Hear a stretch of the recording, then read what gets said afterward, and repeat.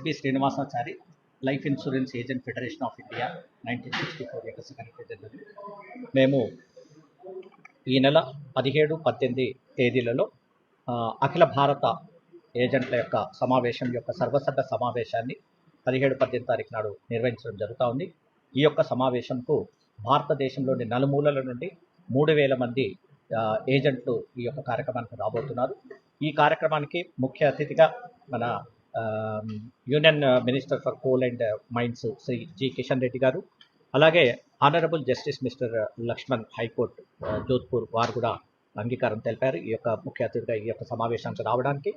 అలాగే ఈ యొక్క సమావేశానికి అఫీషియల్స్ కూడా zonal manager, senior divisional manager Hyderabad Secunderabad వాళ్ళు కూడా ఈ యొక్క సమావేశం రాబోతున్నారు.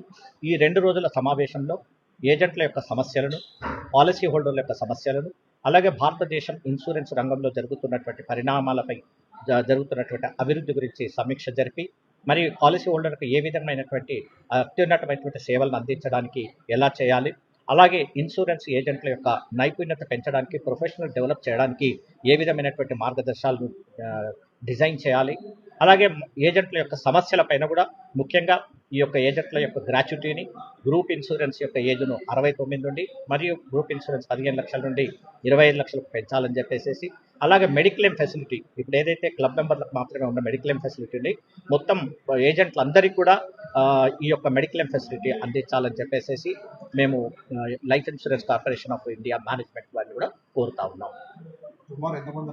3,000 మంది ఏజెంట్లు ఈ యొక్క సమావేశానికి రాబోతున్నారు.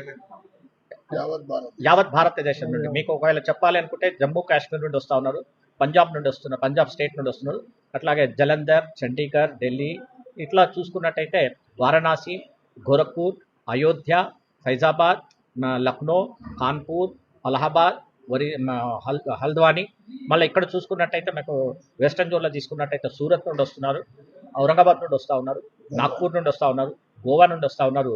ఇంకా ఇటు చూసినట్టయితే అస్సాంలో జోరాట్, గౌహతి, తర్వాత బర్ధ్వాన్, అసన్సోల్ ఇలాంటి స్టేట్స్ అన్నిటి కూడా మొత్తం భారతదేశంలో ఉండేటువంటి ప్రతి చోట నుండి కూడా ఈ యొక్క సమావేశానికి 3,000 మంది ఏజెంట్లు రాబోతున్నారు.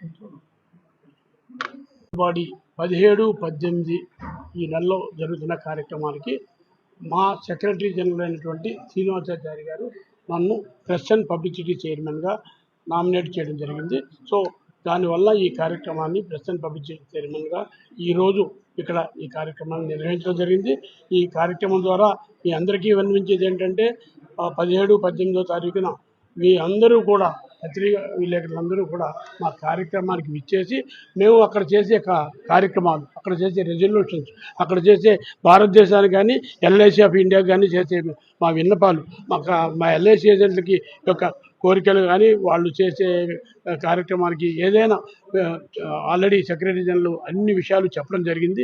నేను మళ్ళీ రిపీట్ చేయకుండా మాకు సముచితమైన రీతిలో ఎల్ఐసి ఏజెంట్లకు ఎప్పుడు వీరు చేసే కష్టానికి న్యాయమైనటువంటి ప్రతిఫలం కావాలని చెప్పి మేము భారత ప్రభుత్వాన్ని అదేవిధంగా ఎల్ఐసి చైర్మన్ గారిని కూడా కోరుకుంటున్నాం.